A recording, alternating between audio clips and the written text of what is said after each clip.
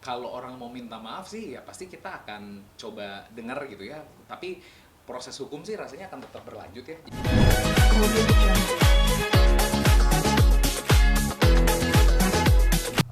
Ya pertama adalah mungkin cerita tentang kondisi Kala dulu ya. Jadi Kala jadi memang selama beberapa hari terakhir kan kejadian tanggal 22 ya, dan ini sekarang tanggal 24 ya. Jadi ternyata semenjak tanggal 22 Kala tuh mengalami kecemasan. Jadi gangguan kecemasan sehingga ketika dia melewati tempat tersebut dia selalu tutup mata, terus nyampe rumah dia nangis, terus dia apa ya, susah tidur gitu ya malam tuh. Biasanya dia tidur berdua kan sama kakaknya, sama Shibil, tapi kemarin Shibil juga lagi gak enak badan, akhirnya tidur sendiri, terus dia nggak bisa tidur gitu, ketakutan, pokoknya dia nggak bisa sendirian gitu. Jadi akhirnya dia pindah ke kamar adiknya untuk bareng-bareng. Terus tadi dari kemarin malam saya udah bilang kayak ini kayaknya harus dibawa ke profesional deh, ke psikolog gitu ya, karena kan saya ngeliat kalau udah sampai sulit tidur nih pasti ada sesuatu yang memang mungkin berat banget, beban di dalam hatinya gitu ya, nggak keluar gitu. Akhirnya si Kana tadi pagi bener aja ternyata dia di sekolah sesak nafas gitu. Jadi kira saya bilang, kak kayak udah nggak bisa, ini harus dibawa ke psikolog. Akhirnya tadi habis zuhur aku jemput Kala, kita bawa sama-sama ke psikolog. Jadi untuk bisa ngobrol, tadi ada sekitar 2 jam di psikolog untuk bisa ngobrol sama psikolog, tahu tentang bagaimana cara penanganan yang tepat gitu ya. Karena bagaimanapun ya saya bukan profesional di bidangnya gitu, jadi kurang paham juga kayak ketika ada anak kecil umur 12 tahun ya, kalau menurut psikolog ternyata memang walaupun dia kalau dari sisi hukum hanya saksi, tapi kalau dari sisi psikolog Kala tuh juga adalah korban karena dia menyaksikan secara langsung, dan itu pasti akan ada dampaknya gitu. Jadi tadi juga ada beberapa hal yang disampaikan kepada kami sebagai pihak wali lah ya, kepada karena memang orang tuanya lagi nggak di Jakarta, jadi ya saya yang menemani gitu. Saya memastikan kayak anaknya mendapatkan penanganan yang tepat gitu ya. Saya juga nanya apakah ada obat-obatan, oh nggak usah katanya, tapi memang dilihat berkala gitu ya, selama 7 hari, 14 hari, sampai 30 hari ke depan ini akan jadi seperti apa kalanya gitu. Jadi ya memang tadi kita ya mungkin mohon juga bantu sama teman-teman media, karena kita nggak boleh membahas peristiwanya terlalu detail karena memang dia masih anak di bawah umur gitu ya. Jadi cari sisi apa ya, sisi ternyata di sana juga ada orang-orang baik loh yang bantuin kamu, yang masih bisa mau melerai. Jadi fokus sama hal-hal yang memang rasanya ternyata tidak semua orang tuh seperti pelaku gitu ya, yang akhirnya ringan tangan untuk melakukan apa ya, main hakim sendiri gitu. Jadi itu yang memang perlu, dan mungkin kita batasin juga interaksi sama sosial media untuk sementara waktu karena khawatir juga akan mengganggu dampak psikologisnya gitu, karena kan komentarnya luar biasa banyak gitu ya.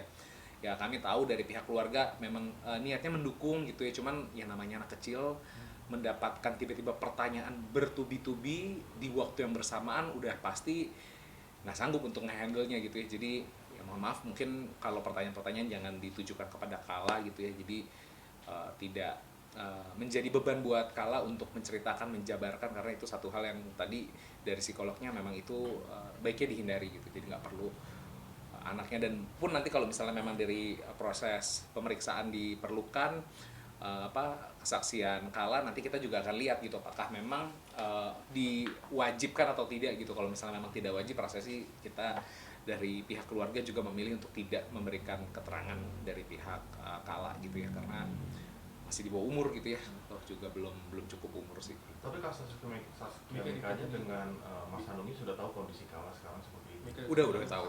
Udahlah, saya juga nggak mungkin berani untuk ngebawa Kala ke psikolog tanpa blessing dari orang tuanya ya, karena ya saya sebagai adiknya pengen ngebantu, karena saya dicontohkan dari keluarga besar ketika ada masalah kita harus bantu gitu ya. Tapi ya kalau kita intervensi juga harus tetap persetujuan dari orang tua gitu ya, jangan sampai kita akhirnya menggantikan semua perannya gitu. Dan memang kayak udah bilang ya udah blessing deh, ya udah yang kamu rasa perlu lakukan aja. Jadi ya sudah, akhirnya dari diskresi itu aku udah bisa memberikan, oh ini kayaknya harus dilakukan, ini harus dilakukan, ini harus dilakukan. Jadi aku pikir ya udah aku coba lakukan yang aku rasa perlu dilakukan gitu, karena ya kasihan gitu kan, anak kecil di rumahnya lagi nggak ada kedua orang tuanya gitu, sedangkan ternyata love language-nya Kala itu adalah sukanya dipeluk gitu. Jadi kayak ya udah nggak ada yang bisa meluk gitu, jadi kasihan sih. Tapi Mas, mungkin dengan kondisi Kala seperti ini terganggu nggak sih Kaya dan juga Mas Anung di masih dalam kondisi beribadah juga tuh Mas? Ya pastinya ya, karena mereka juga tadi sempat berpikir untuk mencari tiket kepulangan lebih awal gitu. Cuman ya aku bilang ya kalau misalnya kamu khawatir adalah Kala, tenang, karena di sini ada aku juga bisa bantu. Kita saling support lah, saling backup gitu. Toh kan juga kita kan 7 bersaudara ya, jadi banyak sebenarnya. Jadi kalau ke aku ada adik aku, ada kakakku, ya kita ganti-gantian terus aja. Ada orang tua aku juga bisa saling support lah untuk bantu ngeliat gitu. Karena di rumah itu juga Kalanya begitu, terus karena juga Sibil tuh lagi kurang enak badan gitu. Jadi ya kita sama-sama jagain lah, dan itu kan masih kecil-kecil semua ya. Maksudnya ada yang di bawah ada banyak gitu. Akhirnya jadwal kepulangan kami dengan Mas Anung Belum ada konfirmasi sampai saat ini. Jadi belum ada kepastian kapan akan kembali ke tanah air gitu. Mas, mungkin dari Kalanya sendiri, dari pihak sekolah sendiri mungkin butuh berapa lama Kala bisa sembuh dari trauma yang kemarin? Kalau tadi sih psikolognya cerita biasanya tuh ada parameter kalau misalnya apakah ini termasuk yang ringan, sedang, atau parah gitu ya. Kala tuh tadi dibilangnya adalah ke ringan ke sedang gitu ya. Jadi memang dampaknya ya kadang memang suka gemeteran gitu ya. Tapi memang itu hanya di awal lah gitu ya, tapi nggak terus menerus gitu. Cuman memang tadi kata dokter, kata psikolognya, yang penting dijauhkan aja pemicunya gitu. Apalagi kalau anak umur segini, biasanya dia masih belum bisa memproses semuanya dengan mudah gitu. Yang penting ada lingkungan yang memberikan rasa aman, ketenangan gitu, yang cukup gitu. Di kontennya Haikal sendiri kan mengatakan bahwa Kala ini termasuk yang beruntung karena mendapatkan atensi untuk masyarakat. Dampaknya apa sih yang terbesar untuk masyarakat jika memang si korban ini bukan seperti Kala gitu, Mas? Wah iya, nggak kebayang ya, karena Kala ini punya lingkungan yang orang-orang yang memang sangat sayang sama dia, sehingga kita mencoba mencari tahu siapa pelakunya dan kok bisa begini gitu. Ya ada kakak saya, ada Mas Hanung, semuanya mencoba untuk cari tahu gitu ya. Dan saya rasa nggak mudah untuk mendapatkan perhatian publik sejauh ini gitu. Jadi saya pikir ini mungkin juga sebuah ketidaksengajaan yang memang mungkin akhirnya juga ada hikmahnya gitu ya buat kita semua, kalau ternyata semuanya tuh harus sama di hadapan hukum. Dan ternyata saya juga kaget ya, pas saya lihat ternyata yang nonton aja bisa sampai 2 juta gitu konten untuk ngebahas menjelaskan ini. Jadi saya lihat ternyata memang masyarakat benar-benar pengen tahu siapa pelakunya, dan ngerasa ternyata kejengahan ini nggak dirasakan hanya kami doang gitu. Ternyata banyak banget orang-orang ngerasa kayak enough sama orang yang mengatakan saya anggota dan saya ngerasa lebih berkuasa atas kalian gitu. Kayak kita sama aja sih gitu, kita sama-sama bayar pajak di negeri ini, kita sama-sama bekerja, dan ini negeri yang harusnya tidak ada satupun yang di atas hukum gitu. Tapi melihat pelakunya belum ditangkap sampai saat ini gimana? Kita masih menunggu ya. Jadi tadi informasi terakhir ada pelimpahan berkas katanya dari kepolisian. Jadi udah ada orang yang dicurigai lah gitu ya.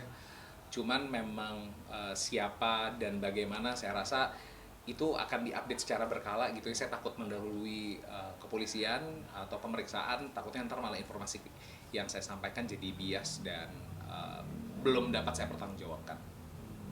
Tapi ada rasa kecewa masih dengan pelaporan yang sudah 2 hari kemarin, tapi sampai sekarang masih belum ada perkembangan. Sebenarnya kepolisian saya malah jujur sangat kooperatif.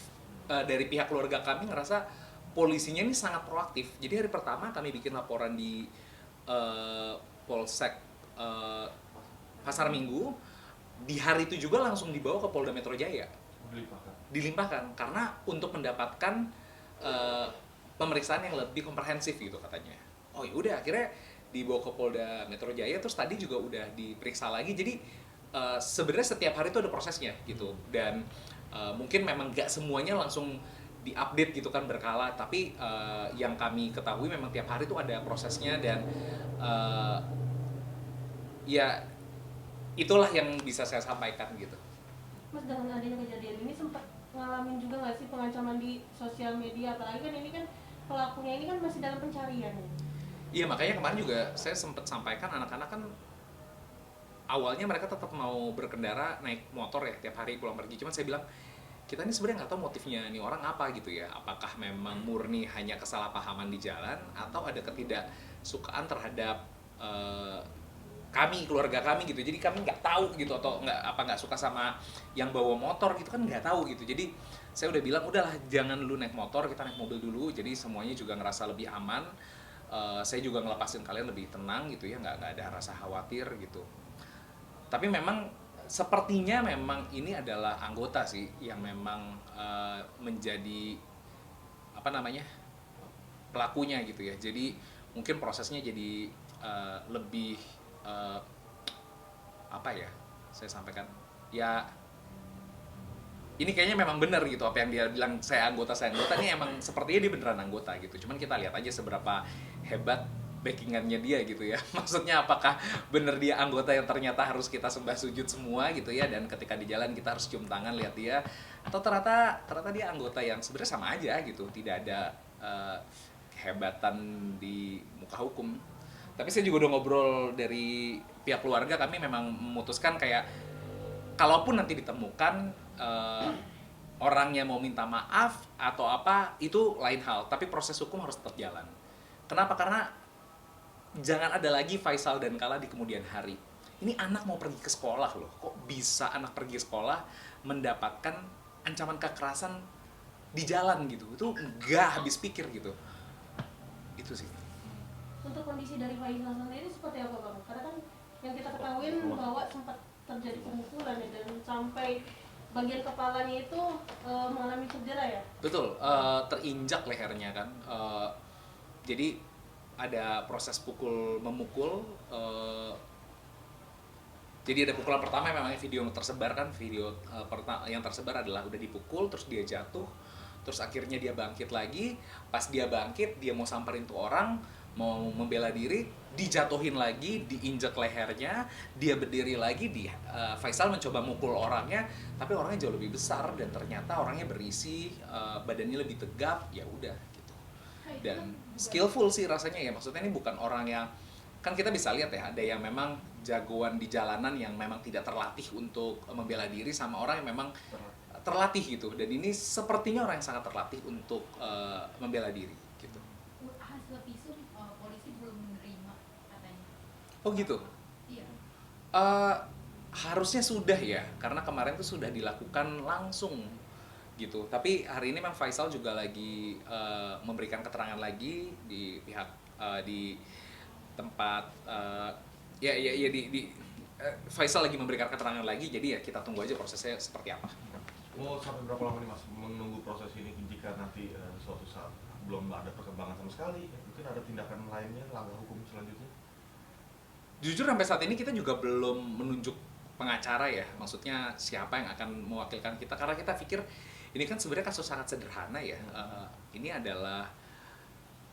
Ini bukan kesalahpahaman, saya rasa ini udah jelas banget nih kekerasan gitu ya, penganiayaan gitu. Jadi kalau ditanya oh ini ada salah paham, mungkin ada apa yang orang bisa bilang ini pembelaannya dia tuh apa gitu, jelas-jelas ini penganiayaan gitu. Jadi harusnya tidak ada celah sih untuk orang itu akhirnya bisa bebas dari hukum yang ada gitu. Nah cuman memang jika memang benar ini adalah pelakunya, memang seperti yang disampaikan dia adalah anggota gitu ya, ini kita lihat gitu kan. Juga kalau kita lihat kan lagi banyak isu tentang reformasi di seluruh tubuh instansi ya. Ya kita berharap memang reformasi itu benar, bukan cuma sekedar slogan, tapi memang sebuah ada aksi nyatanya gitu. Kita lihat seperti apa. Tapi ada peluang pintu damai nggak sih, misalkan dia punya etikat baik gitu, ingin berdamai, menghubungi ke salah satu keluarga, Ya. lewat Instagram kah dia ingin meminta maaf berdamai, ada peluang itu nggak? Kayaknya kalau orang mau minta maaf sih ya pasti kita akan coba dengar gitu ya. Tapi proses hukum sih rasanya akan tetap berlanjut ya. Jadi tadi juga kita ngobrol sama pihak keluarga, rasanya proses hukum sih pelaku juga jangan cuma berpikir kayak kalau nanti gue yang kadang-kadang kita keselin adalah ketika dia tiba-tiba diketahui siapa orangnya, terus dia minta maaf, abis dia minta maaf tiba-tiba dia diangkat jadi duta gitu ya, duta anti kekerasan kan, come on, don't make stupid people famous lah gitu, jangan bikin seperti itu lagi. Jadi tolonglah, nggak ada lagi kayak gitu-gituan yang bikin pelaku menjadi duta itu, please enggak lah, itu enggak banget gitu. Jadi dan kita juga nggak akan membiarkan itu terjadi sih. Jadi rasanya kita akan membuat makanya saya tetap bersuara di media teman-teman. Terima kasih banyak teman-teman udah tetap hadir dan menunggu beritanya. Rasanya karena kalau kita nggak bersuara nggak ada desakan publik gitu ya. Jadi kalau ketika publik mendesak rasanya akan bisa jadi lebih cepat prosesnya. Siap. Terima kasih. Kemana logika saya kalau pelimpahan berkas ini berarti sebenarnya udah ada dong, udah ada tersangkanya maksudnya. Iya harusnya. Iya dong. Itu pas. Audio Jungle.